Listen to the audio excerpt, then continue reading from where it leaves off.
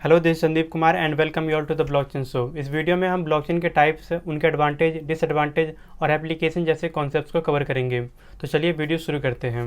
Blockchain कोई भी हो, सभी ब्लॉकचेन में कुछ सिमिलरिटी होती है, जैसे कि ट्रांजैक्शंस को हमेशा ब्लॉक में रिकॉर्ड किया जाता है और इन सभी ब्लॉक्स की एक चेन क्रिएट की जाती है ताकि डेटा को इम्यूटेबल रखा जा सके। तो सबसे पहले हम बात करते हैं पब्लिक ब्लॉकचेन की, क्योंकि बिटकॉइन के आने से पब्लिक ब्लॉकचेन ही सबसे पहले एग्जिस्टेंस में आया था। पब्लिक ब्लॉकचेन को ट्रस्टलेस नेटवर्क भी कहते हैं, क्योंकि इस नेटवर्क में दो पार्टीज के बीच ट्रांजैक्शन सेटलमेंट के लिए किसी थर्ड पार्टी पर डिपेंड नहीं रहना पड़ता है और ना ही किसी ट्रस्ट की जरूरत होती है। ऐसे नेटवर्क में कोई भी पर्सन इसके कंसेंसस प्रोसेस या ट्रांजैक्शन वैलिडेशन में पार्टिसिपेट कर सकता है, जिसका मतलब ये हुआ कि पब्लिक ब्लॉकचेन पूरी तरह से डिसेंट्रलाइज होता है। यही बिटकॉइन के वर्ल्ड वाइड एक्सेप्टेंस का सबसे बड़ा रीजन है। अगर आपने मेरा बिटकॉइन वाला वीडियो नहीं देखा है तो आई बटन पे क्लिक करके या डिस्क्रिप्शन में दिए गए लिंक पे क्लिक करके उस वीडियो को देख सकते हैं। पब्लिक ब्लॉकचेन में डेटा को सभी नोड पर डिस्ट्रीब्यूट कर दिया जाता है। अब डेटा को कोई भी वैलिडेट कर सकता है, तो जाहिर सी बात है कि डेटा की ऑथेंटिसिटी को बनाए रखने के लिए किसी तरह का सिस्टम तो चाहिए, और बिटकॉइन जिस सिस्टम का यूज़ करता है उसे कहते हैं proof of work. Public blockchain के सॉफ्टवेयर ओपन सोर्स होते हैं। डैट मीन्स कि कोई भी पर्सन इसके सोर्स कोड को एडिट करके खुद का एक ब्लॉकचेन सॉफ्टवेयर डेवलप कर सकता है। सिंस ट्रांजैक्शन डिटेल्स को कोई भी पर्सनल डिटेल्स से लिंक नहीं किया जाता है, इसलिए ब्लॉकचेन में पार्टिसिपेंट की एनोनिमिटी बनी रहती है। पब्लिक ब्लॉकचेन की एक और खासियत है, वो ये कि इसमें एक इंसेंटिव सिस्टम जरूर होता है, जिसे टोकन सिस्टम या करेंसी सिस्टम भी कहते हैं। तो चलिए अब बात करते हैं पब्लिक ब्लॉकचेन के एडवांटेज की। पब्लिक ब्लॉकचेन किसी भी ऑर्गेनाइजेशन से इंडिपेंडेंट होता है, यहाँ तक कि उस इंडिविजुअल से भी जो इस तरह के ब्लॉकचेन सॉफ्टवेयर को डेवलप करता है। इसी रीजन के वजह से सतोशी नाकामोटो बिटकॉइन का फाउंडर होते हुए भी बिटकॉइन के नेटवर्क को कंट्रोल नहीं कर सकते, यहाँ तक कि वो उस मैसेज को मॉडिफाई नहीं कर सकते जिसे उन्होंने जेनेसिस ब्लॉक के डेटा में ऐड किया था।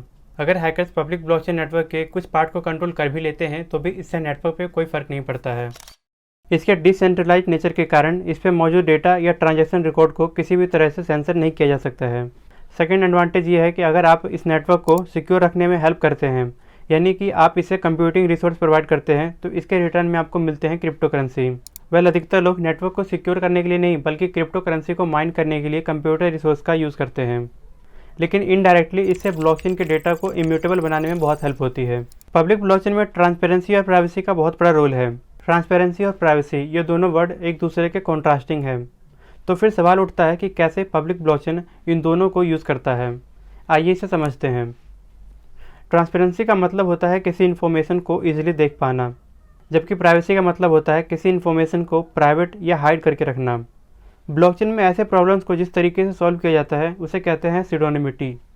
सिडोनिमिटी का मतलब होता है किसी इन्फॉर्मेशन को इमेजिनरी या फेक नेम के अंडर यूज़ करना, जिससे प्राइवेसी और ट्रांसपेरेंसी का बैलेंस बना रहता है। ट्रांसपेरेंसी और प्राइवेसी के अच्छे बैलेंस की वजह से ही ब्लॉकचेन में लोगों का कॉन्फिडेंस बना रहता है। तो ये थे पब्लिक ब्लॉकचेन के कुछ एडवांटेज, लेकिन मेरा मानना है कि दुनिया में कोई ऐसी चीज़ नहीं है जिसमें कोई खामी ना हो। इसी तरह पब्लिक ब्लॉकचेन के भी कुछ डिसएडवांटेज हैं। पब्लिक ब्लॉकचेन बहुत ही ज़्यादा डिसेंट्रलाइज होने के कारण स्लो हो सकते हैं, जैसे कि बिटकॉइन, जो कि पब्लिक ब्लॉकचेन का ही एक एग्जाम्पल है। यह 1 सेकेंड में केवल 5 ट्रांजैक्शन ही प्रोसेस कर सकता है। अगर हैकर्स इस तरह के ब्लॉकचेन नेटवर्क के 51% कंप्यूटिंग पावर गेन कर लेते हैं तो डेटा को मैनिपुलेट किया जा सकता है। हालांकि ये इतना आसान नहीं है जितना कि सुनने में लगता है। आइए इसे और अच्छे से समझते हैं। मान लीजिए पूरे बिटकॉइन नेटवर्क में केवल 100 नोड हैं और इन सभी 100 नोड को रन किया जाता है इंटेल i9 के प्रोसेसर से। तो हैकर्स या कोई माइनिंग ग्रुप बिटकॉइन नेटवर्क के पास्ट में हो चुके ट्रांजैक्शन डेटा को तभी एडिट कर सकता है जब उसके पास कम से कम 51 इंटेल i9 या इसके जितना पावरफुल प्रोसेसर होगा। पब्लिक ब्लॉकचेन में क्रिप्टो करेंसी का होना बहुत ज़रूरी है, ताकि माइनर्स जो नेटवर्क को सिक्योर रखते हैं उन्हें इंसेंटिवाइज किया जा सके, उन्हें उनकी मेहनत और उनके रिस्क का रिवॉर्ड दिया जा सके। पब्लिक ब्लॉकचेन जैसे कि बिटकॉइन की सबसे ज़्यादा क्रिटिसिज्म इस बात को लेकर होती है कि माइनिंग के लिए बहुत ज़्यादा इलेक्ट्रिसिटी का यूज़ होता है, जिससे इन्वायरमेंट पे बुरा असर पड़ता है। ऑलमोस्ट 1 डिकेड पहले एक बिटकॉइन को किसी नॉर्मल कंप्यूटर से माइन किया जा सकता था, जो कि आज पॉसिबल नहीं है। लेकिन इस नेटवर्क के पब्लिक नेचर होने के कारण कोई भी पर्सन इसके माइनिंग के लिए रिसोर्स सेट कर सकता है, जिसका सीधा मतलब है कंपटीशन। और कंपटीशन को जीतने के लिए चाहिए पावरफुल कंप्यूटर, मतलब बहुत सारी इलेक्ट्रिसिटी। करंटली बिटकॉइन का इलेक्ट्रिसिटी कंजप्शन कुछ कंट्री के टोटल इलेक्ट्रिसिटी कंजप्शन से भी ज़्यादा है। अब बात करते हैं पब्लिक ब्लॉकचेन के यूज़ केस के बारे में। इसका यूज़ डिजिटल पेमेंट सिस्टम के तौर पे किया जा सकता है। इसके लिए आपको किसी तरह की KYC कराने की ज़रूरत नहीं पड़ती है। आप परमानेंट रिकॉर्ड रखने के लिए भी इसका यूज़ कर सकते हैं। प्रॉपर्टी ओनरशिप का पब्लिक रिकॉर्ड क्रिएट करने के लिए आप इसका यूज़ कर सकते हैं। गवर्नमेंट या एनजीओ इसका यूज़ सिटीजन्स में कॉन्फिडेंस जनरेट करने के लिए कर सकती है। अब बात करते हैं इसके मार्केट ट्रैक्शन के बारे में, मतलब किस किस तरह के मार्केट फील्ड में इसका यूज़ किया जा सकता है। इसका यूज़ इंडिविजुअल लेवल पे तो किया जा सकता है, इसके साथ ही साथ बिजनेस टू कंज्यूमर लेवल या गवर्नमेंट टू सिटीजन लेवल पे भी किया जा सकता है। पब्लिक ब्लॉकचेन के एग्जांपल की बात करें तो बिटकॉइन के साथ साथ इथेरियम भी एक ऐसा नेटवर्क है जो सभी लोगों के लिए अवेलेबल है। तो चलिए अब बात करते हैं प्राइवेट ब्लॉकचेन की। पब्लिक ब्लॉकचेन के बहुत फ़ायदे होने के बाद भी बहुत से लोगों के लिए ये ज़्यादा किसी काम की नहीं है। इसलिए बहुत से कॉर्पोरेट और ऑर्गेनाइजेशंस अपने काम के लिए पब्लिक ब्लॉकचेन का एक मॉडिफाइड वर्जन यूज़ करते हैं, जिसे प्राइवेट ब्लॉकचेन भी कहते हैं।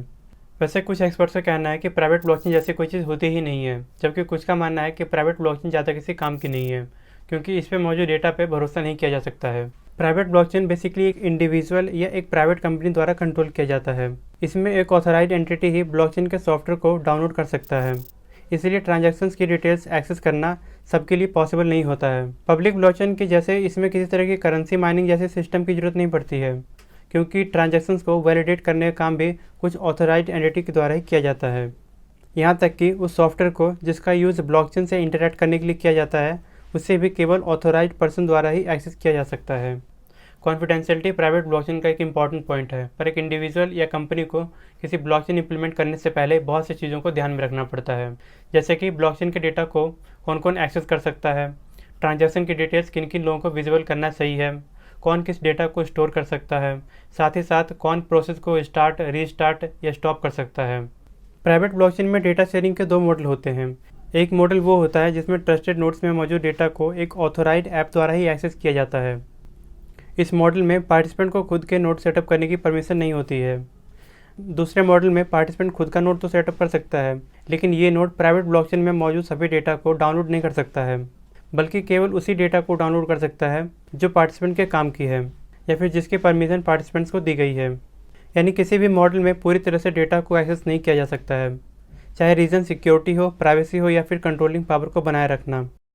पर सवाल तो ये है कि फिर सेंट्रलाइज डेटाबेस सिस्टम और प्राइवेट ब्लॉकचेन में क्या डिफरेंस है, क्योंकि इन दोनों तरह के नेटवर्क सिस्टम को एक प्राइवेट एंटिटी कंट्रोल कर सकती है। तो इसका जवाब है इम्यूटेबिलिटी का लेवल। सेंट्रलाइज डेटाबेस सिस्टम में डेवलपर जब मर्जी डेटा को एक्सेस और मॉडिफाई कर सकता है, लेकिन प्राइवेट ब्लॉकचेन में डेटा को कुछ हद तक इम्यूटेबल रखा जा सकता है, लेकिन ये डिपेंड करता है उन सभी ट्रस्टेड नोड पर जिनको डेटा की ऑथेंटिकेशन और वैलिडेशन जैसे प्रोसेस की जिम्मेदारी दी जाती है। अब बात करते हैं प्राइवेट ब्लॉकचेन के एडवांटेज की।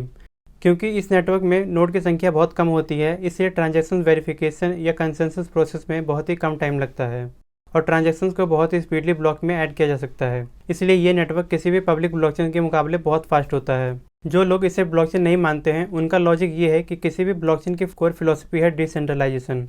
सिलेक्टेड नोड खुद डिसाइड कर सकते हैं कि क्या सही है और क्या गलत। नोड की संख्या कम होने की वजह से सिक्योरिटी की इशू होती है। क्लोज सोर्स होने की वजह से पार्टिसिपेंट ये नहीं देख सकते कि सॉफ्टवेयर उनके डेटा को किस तरह से प्रोसेस कर रहा है, जिससे सिक्योरिटी और प्राइवेसी ब्रीचिंग का डर होता है। इसके एप्लीकेशंस की बात करें तो प्राइवेट ब्लॉकचेन का यूज़ एक प्राइवेट कंपनी किसी डिसीजन पे वोटिंग कराने के लिए कर सकती है।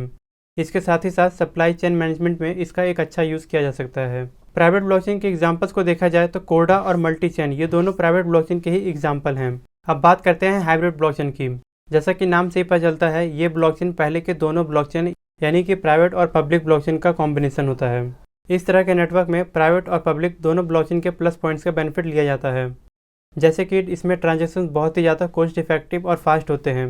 क्योंकि इस प्रकार के नेटवर्क में पार्टिसिपेंट खुद का एक प्राइवेट नेटवर्क क्रिएट कर सकते हैं, इसलिए पार्टिसिपेंट खुद डिसाइड कर सकते हैं कि कौन से डेटा को प्राइवेट रखना है और कौन से डेटा को पब्लिक करना है। मार्केट में कुछ हाइब्रिड ब्लॉकचेन ऐसे भी हैं जिनमें क्रिप्टो करेंसी का कॉन्सेप्ट तो है, पर माइनिंग का कोई कॉन्सेप्ट नहीं है, जिसका मतलब ये हुआ कि इसमें इंसेंटिव सिस्टम का यूज़ तो होता है, पर कंसेंसस अचीव करने के लिए या डेटा वैलिडेशन के लिए प्रूफ ऑफ वर्क की बजाय किसी और मॉडल का यूज़ होता है, जिसका फ़ायदा ये होता है कि बहुत ही कम इलेक्ट्रिसिटी का यूज़ कर ब्लॉकचेन टेक्नोलॉजी जैसे कॉन्सेप्ट का यूज़ किया जा सकता है।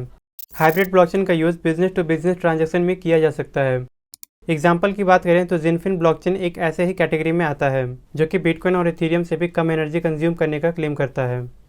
तो ये थे ब्लॉकचेन के टाइप्स, उनके एडवांटेज, डिसएडवांटेज और एप्लीकेशंस। अब मिलते हैं अगले वीडियो में एक इससे भी ज़्यादा इंटरेस्टिंग टॉपिक के साथ। तब तक के लिए मैं संदीप कुमार साइनिंग ऑफ।